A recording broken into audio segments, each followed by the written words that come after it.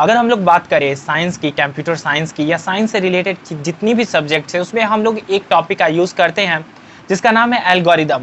Basic अगर अभी बात करें हम लोग, तो कई सारे स्टूडेंट हैं वो एल्गोरिदम का यूज़ कंप्यूटर साइंस में करते हैं, पर हम लोग आज इस वीडियो में जानेंगे जो एल्गोरिदम ये ओवरऑल जितने भी साइंस के सब्जेक्ट्स हैं इनमें डायरेक्टली या इनडायरेक्टली कैसे यूज़ होता है, ये एल्गोरिदम है क्या, एल्गोरिदम हम किसे कहते हैं, तो हम जानेंगे स्टेप बाय स्टेप।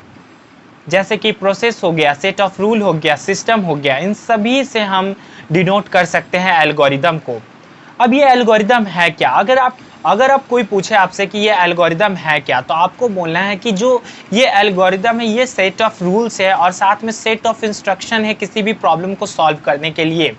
कितनी भी बड़ी प्रॉब्लम हो, ये एक इंस्ट्रक्शन होता है स्टेप बाय स्टेप कि किस तरीके से हम किसी प्रॉब्लम को सॉल्व करेंगे। आइए एक एग्जाम्पल के साथ समझते हैं। अब चलिए, आपको किसी ने कह दिया कि जाओ बाजार से जाकर के सब्जी ले आओ, तो आपको सबसे पहले क्या करना होगा? आपको बाजार जाने के लिए ज़रूरी सामान को इकट्ठा करना पड़ेगा। स्टेप 1 जैसे कि ये हो गया, आपके बैग हो गए सब्जी लाने के लिए, दूसरा हो गया वॉलेट हो गया जिसमें पैसे होंगे, तीसरा आपको कार या ऑटो चूज़ करना होगा।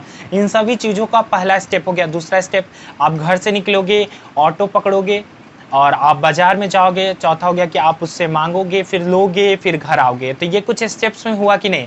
बाजार से सब्जी लाना एक प्रॉब्लम था, पर हमने इसे स्टेप बाय स्टेप बता दिया कि देखो, तो कोई पूछे कि मैं बाजार से कैसे सब्जी लाऊंगा, तो वो आप स्टेप बाय स्टेप कि देखो, सबसे पहले तुम्हें क्या करना है, तुम्हें बैग ढूंढना है, फिर तुम्हें पैसा लेना है, फिर वहां से जाकर के तुम्हें ऑटो पकड़ लेना है, फिर उस सब्जी वाले से इतना सब्जी लेकर के तुम्हें घर आ जाना है।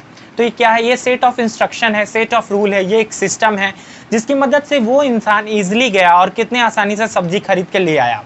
अब अगर उससे पैसे मिले ही नहीं, तो इसमें क्या होता है, ये एक डिफिनिट है और इसमें काफ़ी ही ईजिली समझ में आ जाता है कि कहाँ प्रॉब्लम्स हैं, तो इसे हम एल्गोरिदम कहते हैं। तो यही सिंपली हम इसे एल्गोरिदम कहते हैं।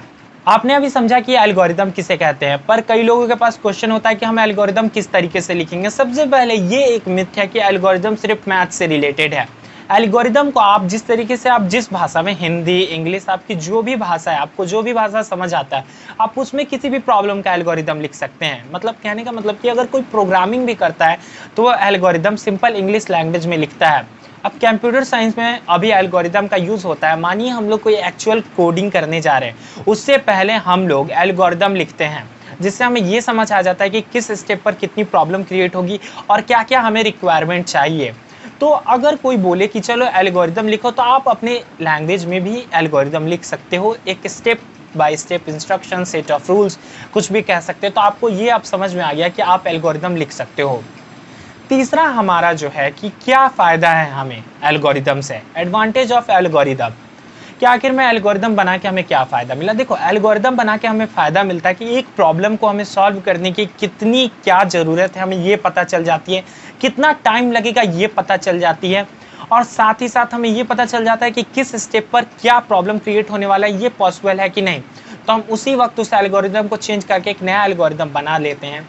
अब आप फेसबुक, इंस्टाग्राम, यूट्यूब चलाते ही होंगे, तो आप कभी ना कभी सुने ही होंगे कि ये जो यूट्यूब का एल्गोरिदम है, इसे हैक करना काफ़ी मुश्किल है। मतलब ये जो यूट्यूब जिस तरीके से काम करता है, इसे समझना और हैक करना काफ़ी मुश्किल है।